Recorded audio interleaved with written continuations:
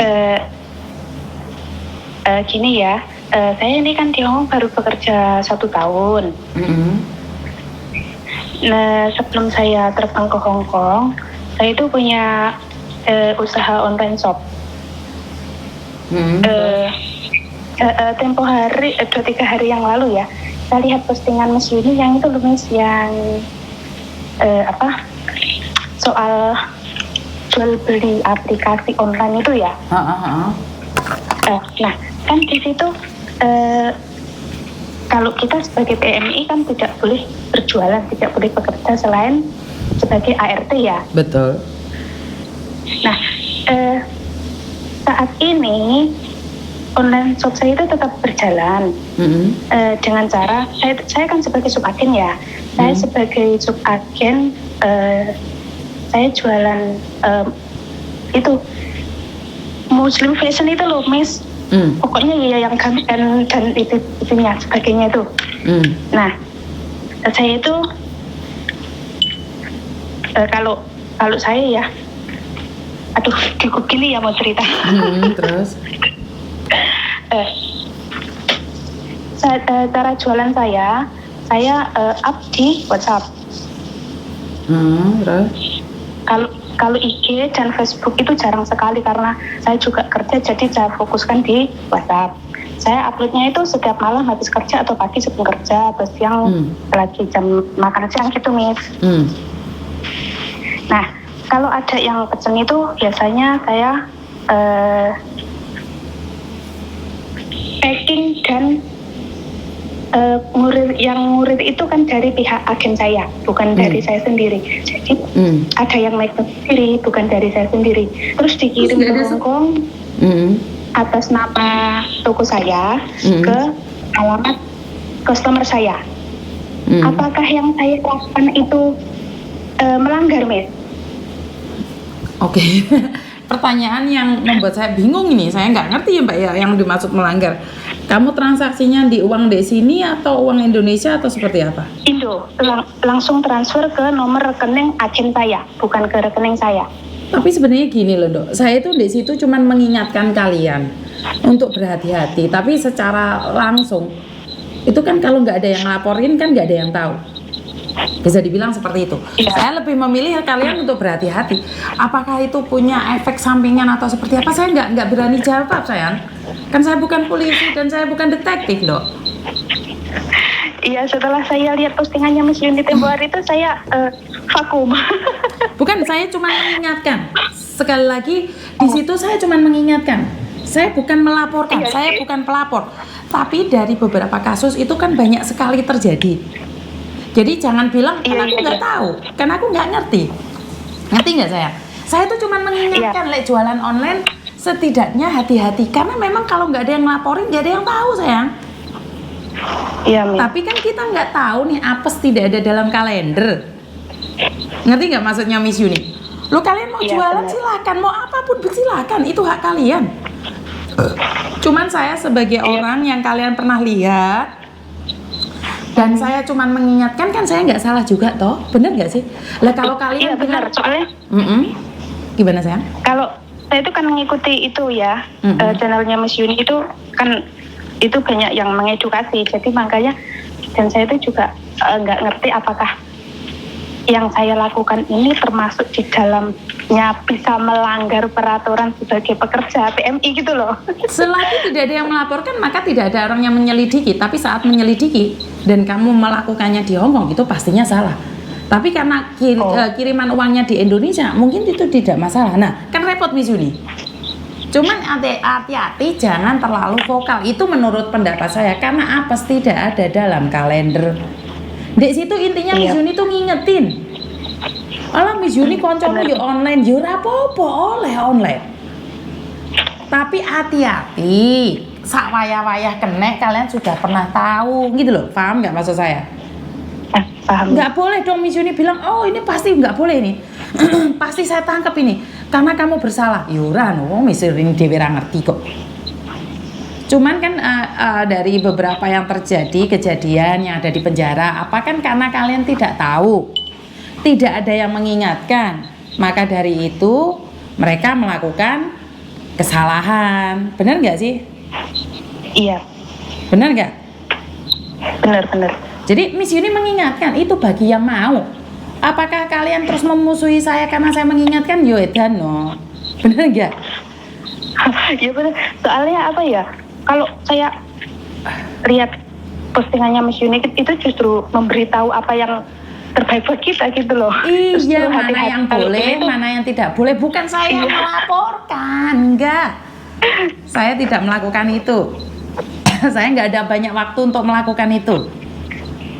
Ya kalau majikan saya sendiri kan tahu ya kalau saya jualan. Terus dia bilang gini, nggak apa-apa ya terserah kamu mau jualan. Yang penting kamu di sini jangan sampai ganggu kerja kamu. Aku nggak masalah kan gitu. Dan hati-hati juga tentang majikan. Kemarin itu masih ada Mbak Sofi itu yang bermasalah dengan majikannya. Dia dituduh mencari anak part-time. Itu kalau ada buktinya kayak kamu gini ya, kamu semua cerita sama majikan. Giliran majikan tidak bisa memilikimu atau giliran majikan nggak suka sama kamu, itu enak loh Nduk Kalimantan no kamu Nduk. Ingat loh, sebaik-baiknya majikan tetap majikan. Berapa banyak orang yang percaya hatinya pada majikan, ternyata mereka disakiti oleh majikan.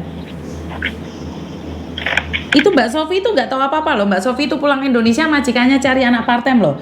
Tapi yang kena Mbak Sofi loh. Ngerti? Ya. Jadi apapun yang kalian dilakukan di luar sana, salah atau benar, saya nggak berani ngomong salah apa benar karena Miss Yuni bukan jaksa ataupun penuntut umum ataupun pengadilan Dok. Miss Yuni cuma mengingatkan, itu aja. Poinnya mengingatkan kalau kalian berani, ya harus tanggung jawab dengan risiko. Benar nggak sih? Iya. Jadi benar atau salah itu dari kamu Dok. Benar menurut Miss Yuni belum tentu benar menurut kamu. Tapi apapun yang melanggar peraturan itu tidak benar. Lek wani ya diterus nih, tapi lek gak wani ya lereno. Wedine lek di backlist terus bermasalah. Alah ribuan orang kok gak kena. Lah ya kan kamu belum tentu yang ribuan itu. Takutnya kamu yang satu ya, itu. Bener nggak? Alah sing dodolan 1000 ya gak ketangkep.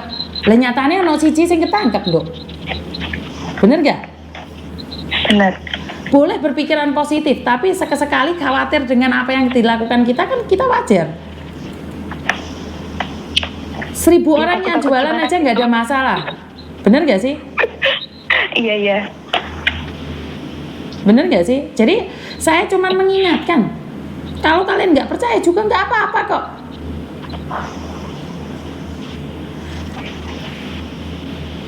Iya Farah. Terus ini pertanyaan pribadi ya. Oh. Kalau Miss Yuni jadi saya, apa yang harus Miss Yuni lakukan? Apakah berhenti fokus ke pekerjaan di sini? Waduh, ini pertanyaan yang sulit karena ini kamu yang mengalami terus Miss Yuni yang melakukan.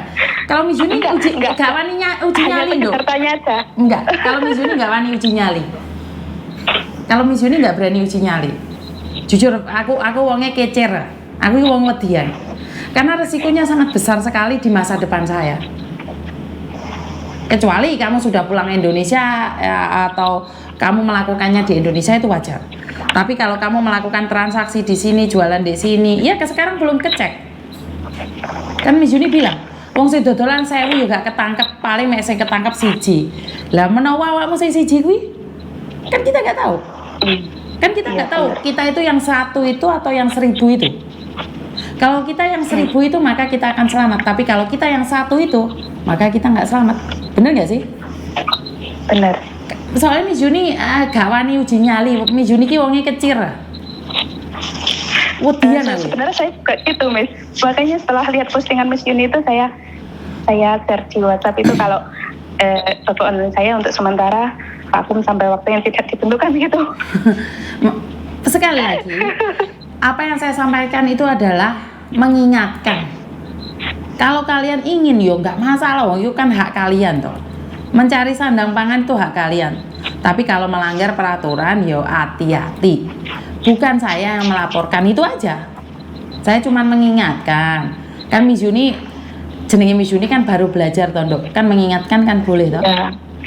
Iya, ya, boleh, boleh. Justru senang kalau ada yang berbagi pengalaman gitu kan. Kita Jangan jadi ditanggapi lebih tahu. negatif, jangan ditanggapi negatif. Bukan Miss Yuni itu nggak suka, tidak ada hubungan. Miss Yuni suka, tapi berhati-hati itu aja lah. Iya, ini pertanyaan yang lain lagi. Masa depan itu kan, Miss. Itu loh, Miss, saya kan nggak tahu ya. Ini benar-benar saya nggak tahu. Soal itu BPJS Ketenagakerjaan ya. Dulu kan saya sudah dapat waktu sebelum terbang itu dapat BPJS Ketenagakerjaan. Terus ada teman saya yang bilang itu bayar loh setiap bulan gitu. Hah? Tapi kok PT saya kok kayak nggak ada keterangan itu ya? Itu sebenarnya gimana sih fungsinya? Terus kita itu bagaimana dengan itu BPJS Ketenagakerjaan? Oke, BPJS Ketenagakerjaan hanya 2 tahun sekali yang kurang lebih 370 uang Indonesia. Kalau uang Hongkong nggak sampai $200 2 tahun. Berarti itu selama satu kontrak itu dibayar 3 kali itu ya, Mas? Satu kontrak ya 2 kali, 1 kali saja toh. Oh, berarti itu bayar? Bayar kan 2 tahun sekali toh, Nduk. Oh, ya. Dan BPJS rencananya kan buka kantor di sini. Ya tunggu aja. Oh, oh iya iya. Terus kemarin saya kayaknya lihat postingan Miss Yuni atau siapa ya, kayak ada lagi yang BPJS Kesehatan itu loh. BPJS Kesehatan kan Indonesia, Nduk. Aku nggak ngerti, Nduk, Indonesia. Oh, kalau Indonesia saya nggak tahu. Kalau TKW wajib punya itu enggak? Wah, itu saya nggak tahu, Nduk. Karena itu Indonesia, saya nggak ngerti itu. Indonesia itu. Iya. Iya. Itu Indonesia. Saya nggak berani ngomong. Mau tanya itu tadi, Miss. Terima kasih ya, Miss, atas waktunya. Sama-sama. Selamat siang. Selamat siang. Oke, jadi teman-teman, saya tidak tahu harus ngomong apa dan bagaimana. Intinya adalah BPJS itu hanya ada sekali, 2 tahun sekali, tapi informasi kemana-mana itu tidak jelas. Tapi ya wis, itu malah tadi informasi yang tidak jelas akhirnya berakibat fatal buat pikiran kita sendiri. Dan banyak sekali di grup-grup itu yang membenci saya karena saya mengongkrek-ngongkrek tentang jualan online. Ingat, saya mengingatkan, loh, kalau kalian nggak setuju nggak apa-apa kok, tetap jualan. 90% orang jualan nggak apa-apa, nggak ada masalah, bener nggak sih? Dan sempat juga ada yang ngomong saya cari tumpeng aja di online. Emangnya yang dijual online itu kalian aja? Kan juga nggak tahu, ada beberapa toko yang saya nggak kenal. Kan saya boleh nanya. Dan nyatanya kemarin Pak Chandra bilang di tempatnya Pak Chandra juga ada tumpeng. Kan saya tanyanya dari online. Bener nggak sih? Jadi buat kalian semua yang lagi sensi banget karena saya membahas tentang penjualan online yang sedang diawasi dari dulu, itu memang benar. Tapi masalahnya ada yang melapor atau tidak, itu tergantung. Tapi apa salahnya saya mengingatkan kalian berhati-hati agar tidak seenaknya sendiri berjualan di negeri orang yang plakatnya itu sudah besar-besar dilarang berjualan. Saya cuma mengingatkan karena saya tidak ingin datang ke penjara dan kalian mengatakan curhat sama saya menyesal karena jualan.